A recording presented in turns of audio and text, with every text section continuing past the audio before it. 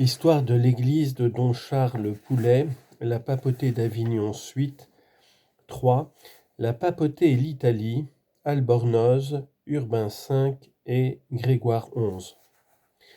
Le transfert du Saint-Siège à Avignon laissait l'Italie sans protecteur. Dans le patrimoine, l'anarchie se multipliait. Orsini, Colonna, Savelli ne cessaient de guerroyer. Ils avaient à leur service des sicaires qui commettaient toutes sortes de crimes. C'est alors que le peuple se jeta dans les bras d'un tribun, Colla di Rienzo. Les effets premiers de ce changement furent excellents, l'ordre régna.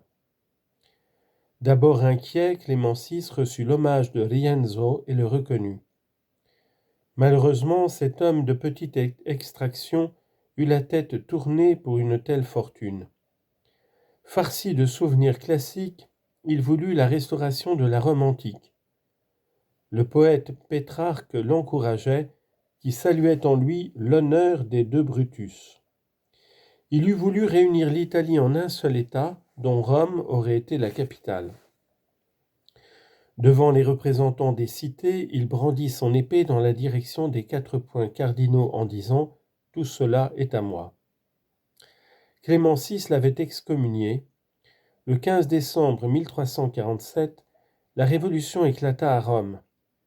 Le légat pontifical, Bertrand de II, y rétablit l'ancien ordre seigneurial. Il y eut encore 2 tribuns éphémères, Cecchoni en 1352, puis Baroncelli. Cependant, les papes ne cessaient de penser au retour.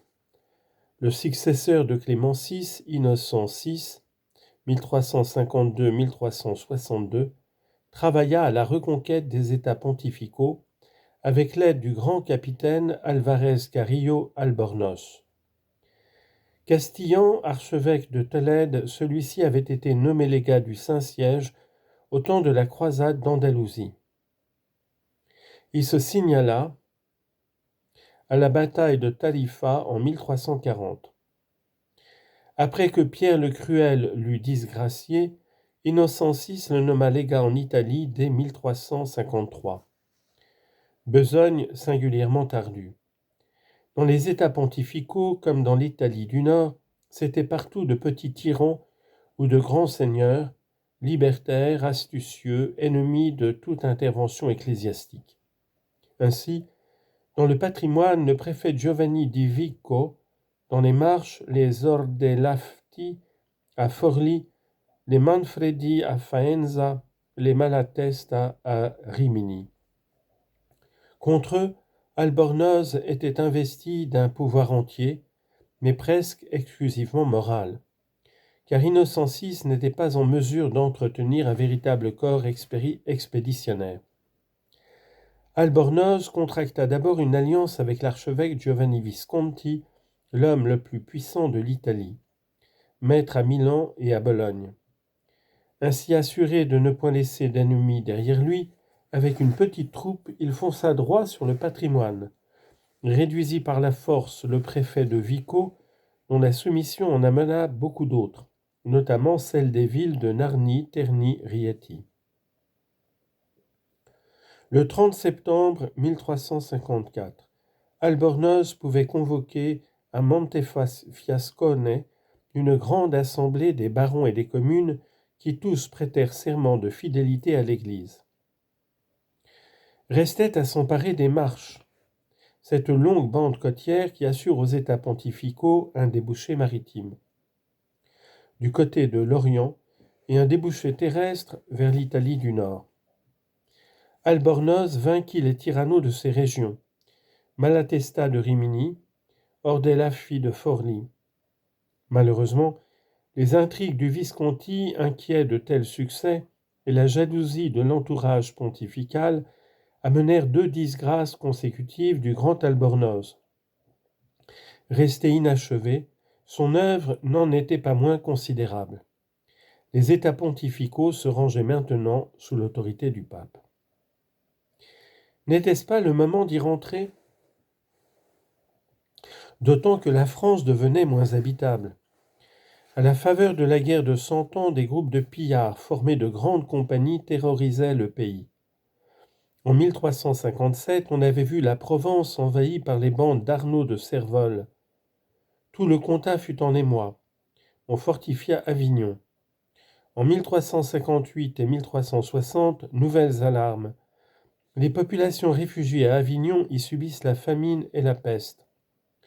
L'épidémie qui sévit du 29 mars au 25 juillet 1360 n'enleva pas moins de 1700 personnes, dont 9 cardinaux. À la fin de son pontificat, Innocent VI songeait au retour. Son successeur Urbain V, 1362-1370, le réalisa, malgré le roi Charles V et les cardinaux français. Il était temps. Dans l'Italie centrale, de longues années passées sous l'administration de fonctionnaires le plus souvent français avaient exaspéré les populations. Quand Urbain V rentra à Rome, Pétrarque salua son retour comme la fin d'une captivité de Babylone. Cependant, de lourdes hostilités, la révolte de Pérouse attristèrent le pape. En vain les Romains et Pétrarque le suppliaient de rester.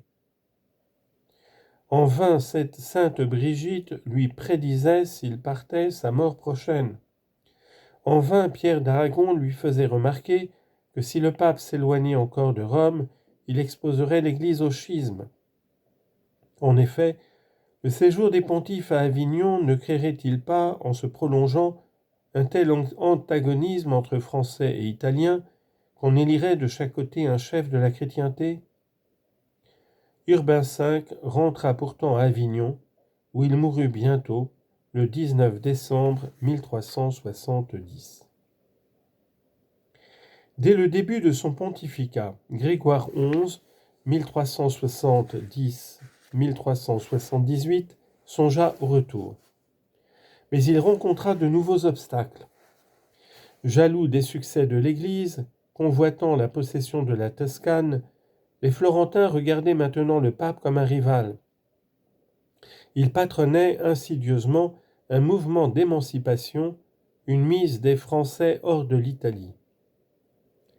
Dans l'hiver 1375, une insurrection générale éclata en Toscane, dans les États pontificaux et en Romagne.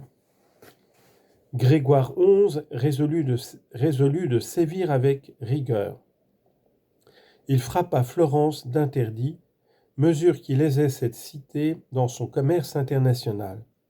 Suspension des paiements échus, saisie des marchandises, arrestation des trafiquants, telles étaient les conséquences de cette mise au ban de la chrétienté. Sainte Catherine de Sienne s'interposa. Elle disait qu'elle aurait voulu, s'il était possible, y sacrifier 1000 fois sa vie. Elle fit même le voyage d'Avignon.